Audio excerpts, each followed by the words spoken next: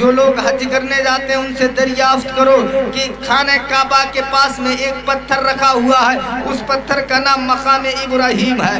حضرات محترم، اس پتھر پر جو بھی حاجی حج کرنے جاتا ہے خانہ کعبہ کا طواف کرے، خانہ کعبہ کا طواف کرنے کے بعد میں اس پتھر پر جا کر 2 رکعت نماز نفل ادا کرتا ہے، اور یہ 2 رکعت نماز نفل جو ادا کرتا ہے یہ واجب ہے ہر حاجی کے لیے، یعنی واجب قرار دے دیا گیا ہے کہ جب تک وہ نماز نفل ادا نہ کرے گا واجب ادا نہ ہوگا، ضروری ہے اس کے لیے کہ وہ نماز نفل ادا کرے۔ حضرات محترم، ہر عمرہ کرنے والا وہاں پر جا کر 2 رکعت نماز نفل ادا کرتا ہے، ہر حاجی 2 رکعت نماز نفل ادا کرتا ہے۔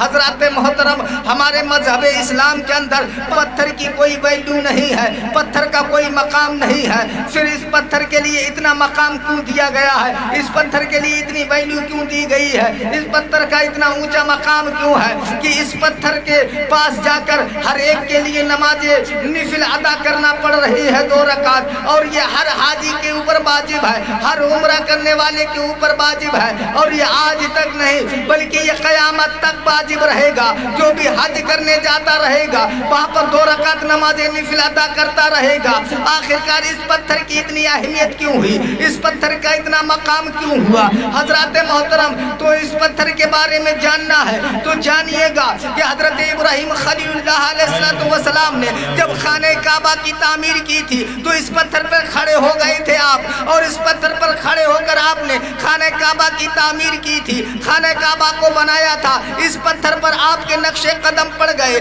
اس وجہ سے اللہ رب العزت کو یہ پتھر اتنا عزیز ہو گیا، اتنا پیارا ہو گیا، اتنا محبوب ہو گیا کہ پروردگار عالم خالق کائنات نے ہر حاجی کے اوپر واجب قرار دے دیا کہ جو بھی حج کرنے آئے گا وہ اس پتھر کے اوپر 2 رکعت نماز نفل ادا کرنا پڑے گی اس کے لیے۔ پیارے، میں پوچھنا یہ چاہتا ہوں، ادھر ابراہیم خلیل اللہ ہے، ادھر وہ پتھر ہے، ادھر ابراہیم خلیل اللہ، ادھر پتھر، ابراہیم علیہ السلام پتھر کے اوپر کھڑے ہو جائیں تو پتھر کے اوپر کھڑے ہونے کی وجہ سے پتھر کا اتنا بڑا مقام ہو جائے، اتنی اونچی شان ہو جائے کہ اس کے اوپر جا کر 2 رکعت نماز نفل ادا کرنا پڑے گی ہر حاجی کے لیے۔ ادھر ابراہیم ہے، ادھر پتھر ہے، تو مقام اتنا بڑا، اور اگر ادھر رسول اللہ ہو، ادھر حبیب اللہ ہو، ادھر اللہ کا محبوب ہو، ادھر پیغمبر اسلام ہو، ادھر اللہ تبارک تعالیٰ کا پیارا حبیب ہو، اور ادھر اس کے امتی بیٹھے ہوں، تو امتی کو مقام کیوں نہ پڑے گا جب ایک پتھر کا پڑ سکتا ہے؟ امتی کا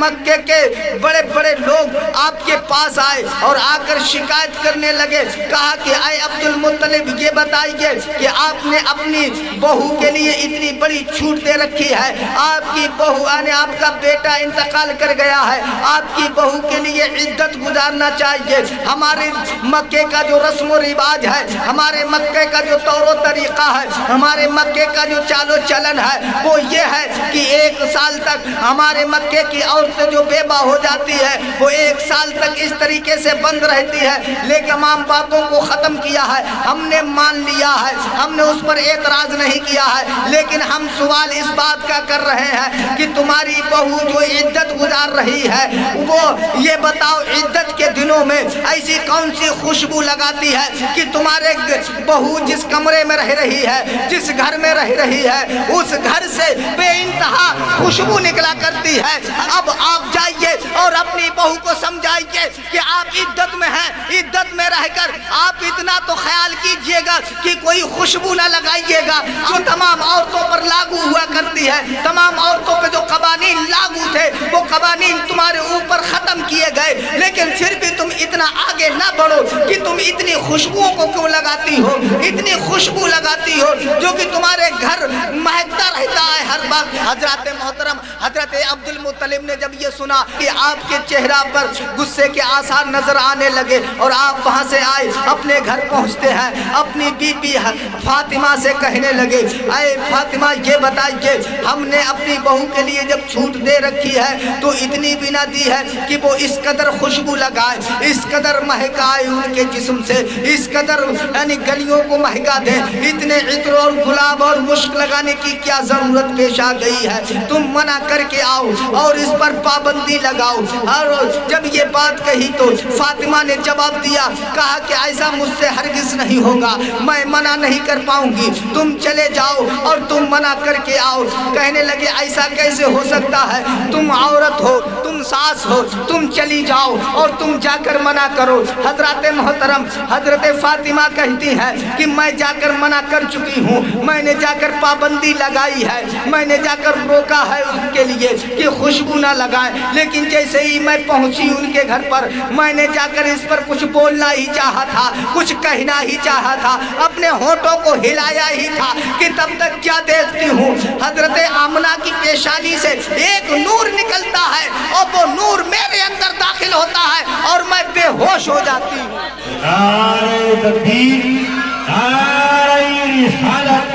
हजरत मोहतरम ये मकाम है हमारे सरकार का, गौर कीजिएगा।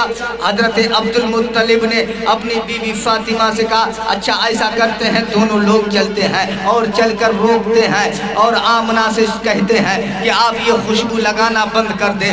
हजरत मोहतरम हजरत अब्दुल मुत्तलिब और फातिमा यानी कि दोनों मियाँ बीवी अपने घर से निकलकर अपने बहू आमना के घर में दाखिल होते हैं। जैसे ही आमना के घर में दाखिल होते हैं, हजरत आमना के घर में पहुंचते ही खुशबू आना शुरू हो जाती है। अपनी बीबी फातिमा से कहने लगे कि आप मालूम कीजिएगा, दरियाफ्त कीजिएगा, इनसे सवाल कीजिएगा कि इतनी खुशबू क्यों लगाती हैं, इनका पूरा घर महकता रहता है, इतनी खुशबू क्यों लगाती हैं। हजरत मोहतरम ये बात कह रहे हैं अब्दुल मुत्तलिब अपनी बीबी फातिमा से, लेकिन तेज आवाज में कह रहे हैं, इस वजह से हजरत आमना भी सुन रही है। जैसे ही आमना ने सुना, हजरत आमना पर बैठी थी वहां से उठी और अंदर घर के अंदर दाखिल हो गई। जब घर के अंदर जाती है तो घर के अंदर पहुंचकर एक तकिया लेकर आती है और तकिया लाकर हजरत अब्दुल मुत्तलिब के हाथों में दे देती है और हजरत अब्दुल मुत्तलिब से कहती है, इस तकिया को जरा देखिएगा,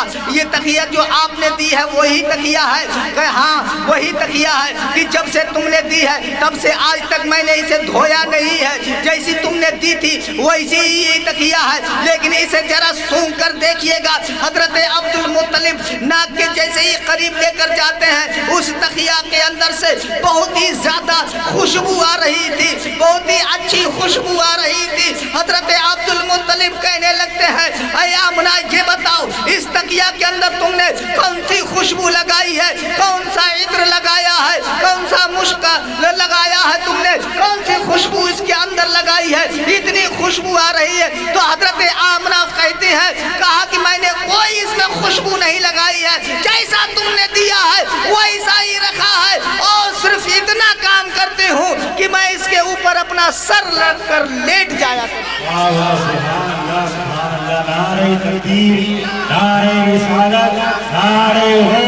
हजरत मोहतरम हजरत आमना रज़ी अल्लाह ताला अन्हा में से ऐसी खुशबू आ रही है। हजरत अब्दुल मुत्तलिब ने तकिया को सूंघ लिया। उसके बाद हजरत आमना कहने लगी कि अब राज तो खुल ही गया है, अब जरा सुन लीजिएगा, गौर कीजिएगा। अब्बू जान अब सुन लीजिएगा मेरी बातों के लिए, गौर कीजिएगा। उस वक्त सरकार मदीना सल्लल्लाहु अलैहि वसल्लम अपनी वालिदा के शिकम में थे। हजरत आमना रज़ी अल्लाह ताला अन्हा फरमाती है अब्दुल मुत्तलिब से कि अब्बू जान सुनिएगा, यही बात नहीं है, मेरा दुपट्टा है, मैंने अपने दुपट्टे से एक मर्तबा अपना पसीना पोंछ लिया था, एक मर्तबा अपना पसीना साफ कर लिया था, उस दुपट्टे से आज तक खुशबू नहीं गई है। कई मर्तबा उस दुपट्टे को मैं धो चुकी हूँ, लेकिन अभी तक उस दुपट्टे से खुशबू ना गई है। और अब्बा जान यही नहीं है, बल्कि बात तो ये है कि मुझे जब प्यास लगती है, पानी को परेशान हो जाती हूँ, तो अब्बा जान कोई मेरी खिदमत करने वाला नहीं है, कोई का पानी देने वाला नहीं है। मैं अपने आप बाल्टी लेकर कुएं में पानी लेने जाती हूँ, लेकिन ये वक्त ऐसा चल रहा है कि मुझे दिक्कत होती है, परेशानी होती है। पानी लेने जाती हूँ, पथरीली जमीन है, मक्का के अंदर पथरीली जमीन है और मेरे पास चप्पल भी मौजूद नहीं है। हजरत मोहतरम तो हजरत आमना रज़ी अल्लाह ताला अन्हा कहती है कि मैं नंगे पैर ऐसे ही निकल जाती हूँ, पत्थर नरमो नाजुक बन जाते हैं, फूलों की तरह दबने लगते हैं। जब कुएं के पास पहुंचती हूँ तो पानी अपने आप खुद ब खुद ऊपर आ जाया करता है, पानी ऊपर आ जाया करता है और मैं पानी को इस तरीके से हाथ से भर लेती हूँ। औरतों की भीड़ लग जाती है, अब्बा जान जैसे ही मैं कुआं पे पहुंचती हूँ औरतों की भीड़ लग जाती है, औरतें आ जाती हैं इधर उधर से और कहने लगती है आमना थोड़ी देर रुक जा, आमना थोड़ी देर रुक जा, तू जब तक कुआं पे खड़ी रहेगी ये पानी ऊपर रहेगा, तू चली जाएगी पानी नीचे चला जाएगा, पानी नीचे चला जाएगा, तू वापस चली जाएगी पानी नीचे चला जाएगा। कहा अब्बा जान कौन सी बात बताऊं, कौन सी बात तुम्हारे लिए ना बताऊं, ऐसा जमाना चल रहा है, पता नहीं क्या बात है कि कोई बाबरकत बच्चा आने वाला है, बड़ी अजमत वाला बच्चा हमारे घर आने वाला है, बड़ी शान वाला बच्चा हमारे घर आने वाला है कि जब से ये बच्चा हमारे शिकम में आया है मैं क्या देखती हूँ कि आसमान से हमारे घर में रोशनी उतर कर आती है। हमारे घर में चिराग नहीं रहता, तेल नहीं रहता है, लेकिन मैं कभी अंधेरे में नहीं लेटी, मेरे घर में रोशनी आसमान से उतर कर आती है, पूरे घर को मुनव्वर कर देती है। हजरत अब्दुल मुत्तलिब ने जब ये सुना तो वापस लौट आए, कहने लगे हाँ अब हमारे घर में कोई बाबरकत बच्चा आने वाला है, कोई बड़ी अजमत वाला बच्चा आने वाला है, कोई बड़ी शान वाला बच्चा आने वाला है। हजरत मोहतरम अब पैदाइश की बात आ ही गई है तो पैदाइश में सुना। हजरत मोहतरम अब हजरत अब्दुल मुत्तलिब रज़ी अल्लाह ताला अन्हु वापस लौट गए, वक्त गुजरता रहा, पैदाश का वक्त करीब आ गया। इसी को मीलाद कहते हैं, इसी को मीलाद कहते हैं। गौर से सुनिएगा मीलाद क्या है। मीलाद का माना है नबी की पैदाइश, मीलादुन नबी, नबी की पैदाइश का जिक्र करना, नबी की पैदाइश का तज़किरा करना। हम और आप नबी की पैदाइश मनाते हैं, हम और आप नबी की पैदाइश को याद करते हैं, हम और आप नबी सल्लल्लाहु अलैहि वसल्लम के पैदाइश के दिन जुलूस मनाते हैं। एक बात और बताना चाहता हूँ, तमाम अंबिया अलैहिस्सलातु वस्सलाम दुनिया के अंदर जलवागर हुए हैं। आदम अलैहिस्सलातु वस्सलाम से लेकर नूह अलैहिस्सलातु वस्सलाम, इब्राहिम खलीलुल्लाह, इस्माइल जबीउल्लाह और हजरत मूसा कलीमुल्लाह, ईसा रूहुल्लाह, तमाम अंबिया अलैहिस्सलातु वस्सलाम दुनिया के अंदर जलवागर हुए हैं। लेकिन किसी नबी की कोई मीलाद नहीं मनाता है, किसी नबी की यौम पैदाइश नहीं मनाई जाती है और किसी नबी की पैदाइश पर कभी भी कोई जुलूस नहीं निकलता है। लेकिन ये हमारे और आपके आका दो आलम के मालिक व मुख्तार सैयद अबरार सल्लल्लाहु अलैहि वसल्लम की यौम पैदाइश का है। ये यौम पैदाइश है कि उस दिन हम लोग जो है जुलूस भी निकालते हैं और मनाते भी हैं, मिलाद को मनाते भी। क्यों? एक बात और बताएं आपके लिए। मूसा अलैहिस्सलातु वस्सलाम को मानने वाले हम लोग तो सबको मानते हैं, सभी नबियों को मानते हैं ना, बिलखुसूस मूसा अलैहिस्सलातु वस्सलाम को मानने वाले यहूदी हैं। यहूदियों से सवाल करो, ये यहूदी ये बता कि मूसा अलैहिस्सलातु वस्सलाम कौन से दिन पैदा हुए थे, किस दिन पैदा हुए थे, कौन सी तारीख थी, वो कौन सा टाइम था, क्या वक्त हो रहा था, दिन में पैदा हुए या रात में पैदा हुए, सुबह में पैदा हुए या शाम में पैदा हुए, बता कौन सा महीना था, कौन सी तारीख थी, कौन सी सन थी, क्या था। मूसा अलैहिस्सलातु वस्सलाम की पैदाइश के बारे में बता दे तो यहूदी नहीं बता पाएगा। किसी यहूदी के पास ये बायो डाटा नहीं है कि हमारे मूसा अलैहिस्सलातु वस्सलाम कौन सी सन, कौन सी तारीख, कौन सी दिन पैदा हुए थे। ईसाइयों से पूछो कि ईसाइयों तुम बताओ ईसा अलैहिस्सलातु वस्सलाम कौन सी तारीख में पैदा हुए, कौन सी दिन था, कौन सा महीना था, कौन सी सन थी, कौन सा वक्त था, क्या वक्त था, सुबह थी या शाम थी, रात थी या दिन थी, कौन सा वक्त था। ईसाई कहेंगे कि वो तो पता है कि जब आसमान पे उठाए गए, वो तारीख तो पता है, लेकिन ये नहीं पता है कि कब पैदा हुए। یہ عیسائیوں کو بھی نہیں معلوم ہے کہ عیسیٰ علیہ السلام کب پیدا ہوئے، کون سی تاریخ میں پیدا ہوئے۔ نہ کسی کو ابراہیم علیہ السلام کی معلوم ہے، نہ نوح علیہ السلام کی معلوم ہے، نہ موسیٰ علیہ السلام کی معلوم ہے، نہ عیسیٰ علیہ السلام کی معلوم ہے، نہ آدم علیہ السلام کی، نہ نوح علیہ السلام۔ تمام انبیاء علیہ السلام دنیا کے اندر جلوہ گر ہوئے، کسی کی تاریخ کسی کو نہیں معلوم، کب پیدا ہوئے، کب نہ ہوئے، کیا ہوا کیا نہ ہوا، کیسے آئے کیسے نہیں آئے، دن میں آئے رات میں آئے، کسی کو کچھ نہیں معلوم ہے۔ جو قرآن نے بتا دیا بس وہی ہے دنیا کے اندر۔ قرآن نے موسیٰ کے بارے میں جو بتایا دنیا اتنا ہی جانتی ہے، قرآن نے عیسیٰ کے بارے میں جتنا بتایا دنیا اتنا ہی جانتی ہے، قرآن نے ابراہیم کے بارے میں جتنا بتایا دنیا اتنا ہی جانتی ہے، قرآن نے نوح کے بارے میں جتنا بتایا دنیا اتنا ہی جانتی ہے، اور ہمارے آقا نے جتنا انبیاء علیہ السلام کے بارے میں بتایا دنیا بس اتنا ہی جانتی ہے، اور دنیا کے پاس اتہاس نہیں ہے۔ قرآن کے علاوہ کوئی اتہاس دنیا کے پاس نہیں ہے۔ آدم علیہ السلام کس طریقے سے جنت سے زمین پر آئے، کس طریقے سے جنت میں رہے، کیا کیا آدم علیہ السلام نے، قرآن کے علاوہ کوئی اتہاس کسی کے پاس نہیں ہے۔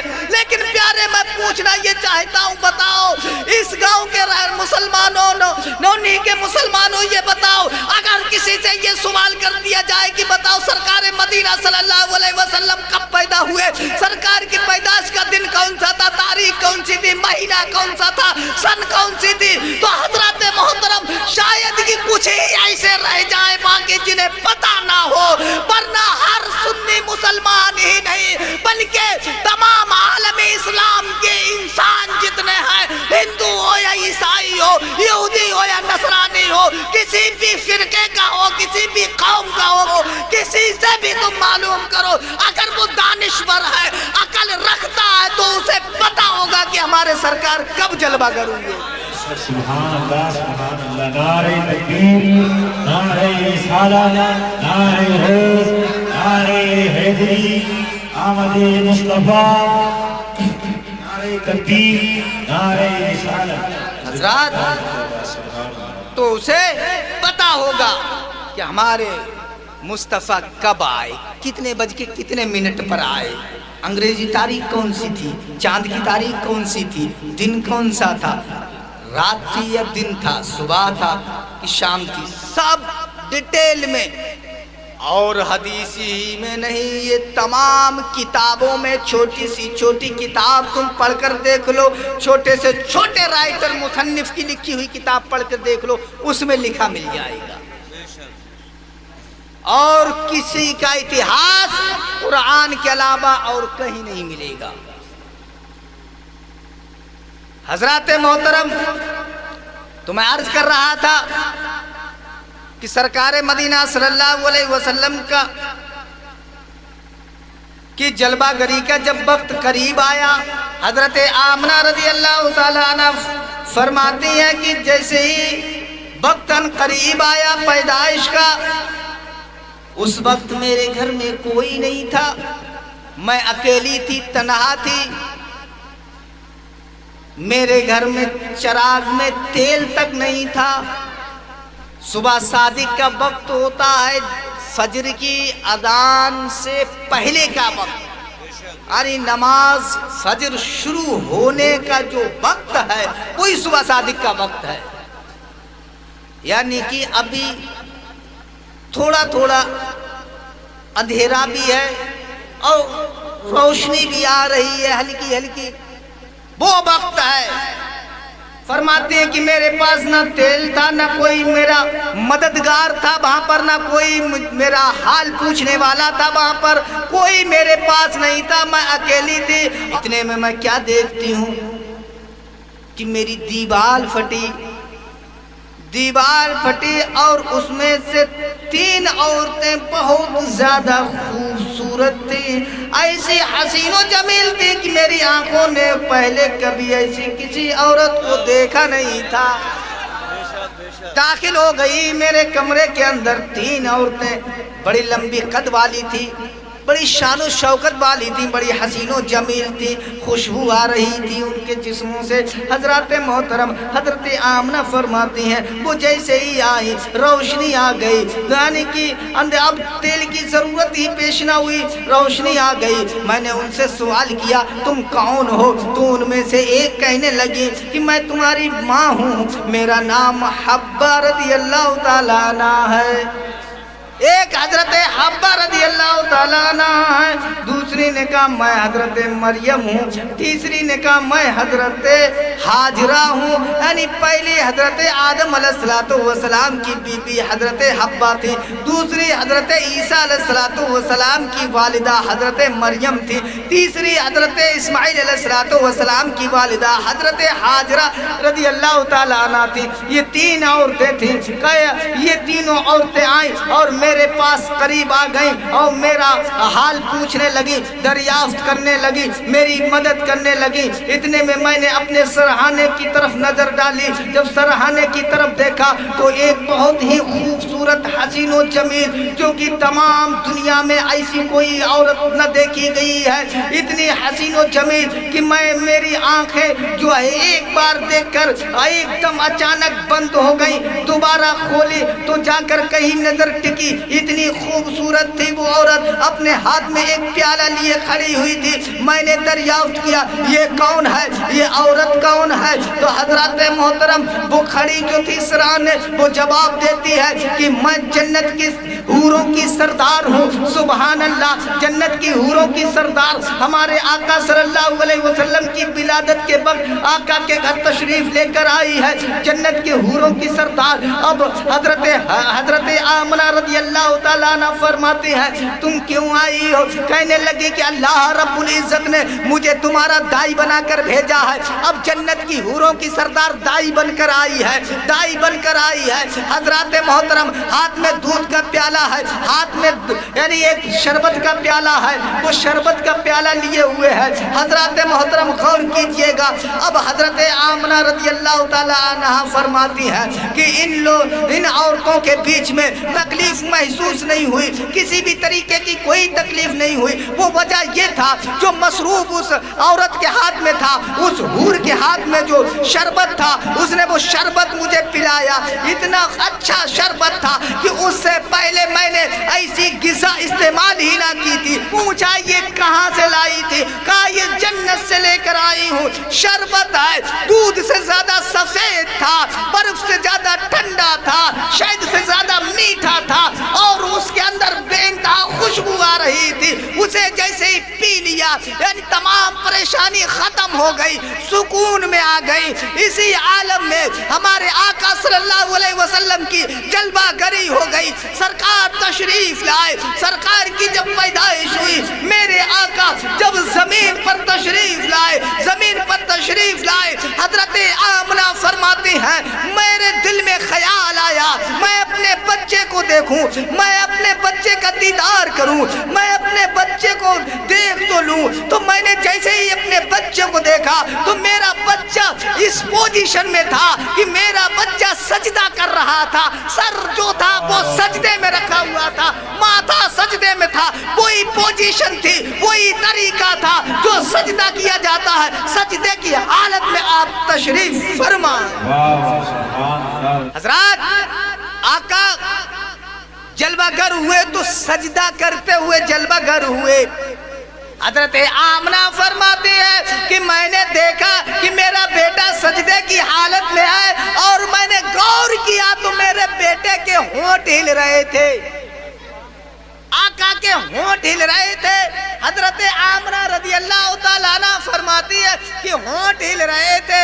मैंने गौर किया कि होंठ हिल रहे हैं, मैंने और तवज्जो बढ़ा दी, अपने कान को करीब ले गई। हजरत आमना फरमाती मैंने सुनना चाहा, आका कुछ पढ़ रहे थे, सजदे में है और अभी अभी आपकी जलवागरी हुई है और आप कुछ पढ़ रहे हैं। क्या पढ़ रहे हैं? आका पढ़ रहे हैं रब्बे सल्लिम उम्मती, रब्बे सल्लिम उम्मती। हजरत मोहतरम हमारे और आपके आका सल्लल्लाहु अलैहि वसल्लम रब्बे सल्लिम उम्मती, रब्बे सल्लिम उम्मती सदाएं बुलंद कर रहे हैं। रब्बे सल्लिम उम्मती का मतलब है कि आए मेरे रब तू मेरी उम्मत को सलामत रख, आए मेरे रब तू मेरी उम्मत को सलामत रख।